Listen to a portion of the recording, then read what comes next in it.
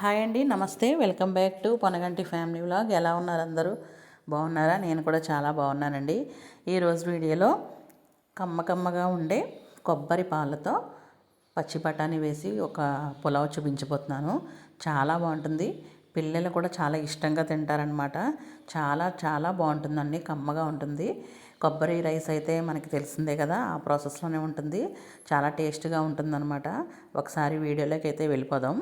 ముందుగా 1/2 kg బాస్మతి అయితే rice తీసుకొని అదైతే ఒక 1 అవర్ వరకు నానబెట్టుకోవాలండి. నేనైతే 1/2 kg తీసుకున్నాను. శుభ్రంగా 2 సార్లు వాష్ చేసుకొని పక్కన పెట్టుకోండి. తర్వాత బీన్స్ ఇవి పచ్చి బఠానీ నేనైతే ఒలుచుకున్నాను అనమాట. చూసారు కదా, ఫ్రెష్గా ఉన్నాయి. ఈ ఒక కప్పు తీసుకోండి. తర్వాత అలాగే నేను ఒక కప్పున్నర అయితే బాస్మతికి కొబ్బరి పాలు తీసుకొని పక్కన పెట్టేసుకోండి. తర్వాత కుక్కర్లో వేస్తున్నాను. స్టవ్ ఆన్ చేసుకొని కుక్కర్ పెట్టుకొని కొంచెం నెయ్యి వేసుకోవాలి. ఆయిల్ 1 టేబుల్ స్పూన్ వేసుకున్నాను. ఒక చిన్న చెక్క, ఒక స్టార్ పువ్వు అయితే వేసుకున్నానండి. ఒక 4 యాలక్కాయలు, ఒక 4 లవంగాలు వేసుకున్నాను. కొంచెం బిర్యానీ ఆకు వేసుకున్నానండి. వేసుకొని కొంచెం సేపు అయితే ఫ్రై చేసుకోవాలి. ఫ్రై చేసుకున్న తర్వాత మనం కారానికి పచ్చిమిర్చి అనమాట అండి, ఒక 2 అయితే వేసుకున్నాను. మరీ అంత కారం ఉండకూడదు. వేసుకున్నాను. కొంచెం ఉల్లిపాయలు కూడా వేసేసుకొని కొంచెం ఫ్రై అవ్వాలన్నమాట. చూసారు కదా, ఈ విధంగా అనమాట అండి. కానీ చాలా బాగుంటుందండి ఇది. మనకి వెజ్ కానీ నాన్ వెజ్ కానీ కర్రీస్ ఉంటే చాలా బాగుంటుంది. తర్వాత వచ్చేసి ఒక 2 టేబుల్ స్పూన్ అయితే నేను అల్లం వెల్లుల్లి పేస్ట్ వేసుకున్నానండి.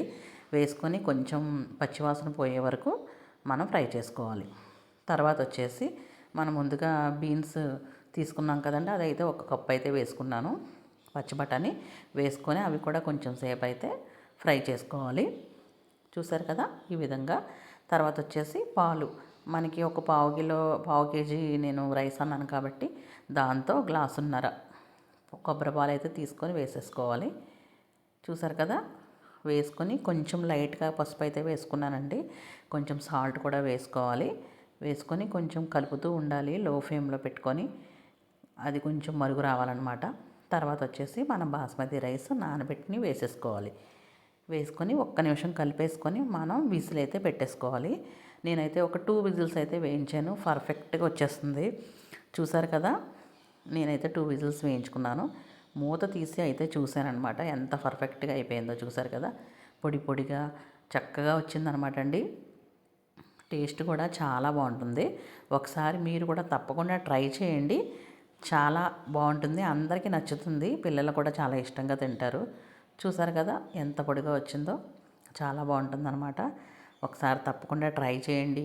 నచ్చితే లైక్ చేయండి, షేర్ చేయండి, సబ్స్క్రైబ్ చేయండి, బెల్ ఐకాన్ కొట్టండి. మీ ఇంట్లో వాళ్ళకి పెట్టండి. ఎలా వచ్చిందో కామెంట్ సెక్షన్లో చెప్పండి. థ్యాంక్ యూ అండి. Thank you all. మరిన్ని వీడియోస్తో మీ ముందుకు వస్తాను.